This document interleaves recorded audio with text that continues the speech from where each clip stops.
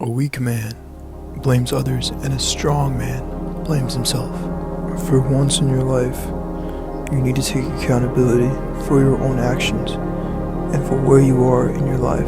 If someone were to ask you where you'd want to be, how much money you'd want to be, what physique you'd want, and then you told them, would you truly feel like you can attain those statuses that you set for yourself? If you answered yes, I hate to break it to you, but you'd already be there if that was who you were. You might have fallen into addictions or patterns or habits that resulted from hanging out with certain people or associating yourself with people you might have called friends, but that decision is ultimately yours, and that's why I say you need to take accountability for it. We as humans have a lifelong condition of seeking. We seek things that give us clarity, that give us peace, and what makes us feel truly authentic. We want something that will make us forget about the hard times and make it seem like they're all good. And in thinking this way, we train our bodies to seek pleasure in times of pain. This will lead you into a constant cycle of desiring that euphoric feeling that you feel like you once had, whether that be with the person, drug, or really anything. We as humans are biologically programmed to seek rewards and pleasure, but substances and addictions, even social media, they rewire our brain to maintain such massive levels of dopamine to the point where the things that we normally do to be productive to attain that level of dopamine no longer means as much. The nature of man is conflict. We are at a perpetual war with ourselves, and we feel that we need to fight anything that goes against our moral or ethical code. But it is this very feeling that gives us an essence of life, a feeling of, I lived. That feeling of fighting something that's greater than yourself and seeking something more to provide something that isn't just you as a human, but something that creates an impact.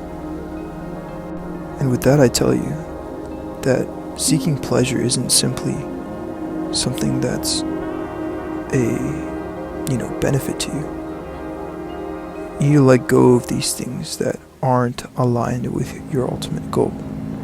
And a lot of you don't even have goals, and that's completely okay.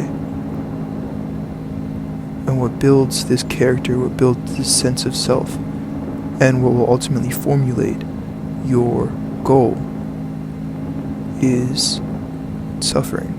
And I hate to sound like that, red pill kind of guy, but to an extent, and when I experimented this on myself, I found that suffering and putting yourself through things that you wouldn't otherwise do creates this another complex in your head that is constantly in a search for more. You're never complacent, because when you're complacent, you're not doing anything, you're not doing enough, and you feel like, therefore, you are not enough. These things that you do to, quote-unquote, make yourself uncomfortable don't have to be insane things either. They don't have to be creating a startup and then starting from ground, building it all the way up. Obviously, that's an amazing thing to do, but most of us aren't geniuses.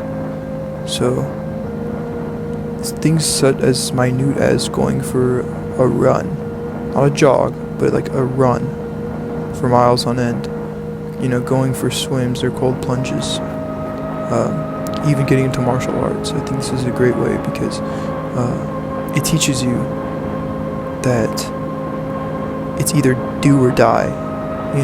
You're when you're sparring or when you're fighting, you're constantly put in situations where it's like you either hit that person or you get fucked over. And that's the beauty of the sport. That's the art in it. It's that you have to come up with a way to defeat and to conquer. If there's something in your life that isn't going to plan, you have to kind of take a step back and reflect and realize that you are the driver of this plan. You have full control over this plan.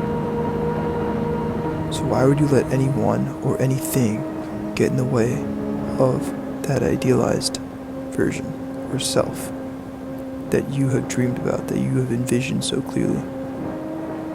And like I said, if you have not envisioned this version so clearly, then that's a sign to reflect and come up with who you want to be, exactly who you want to be, the things you want to say, the mannerisms you want to implement.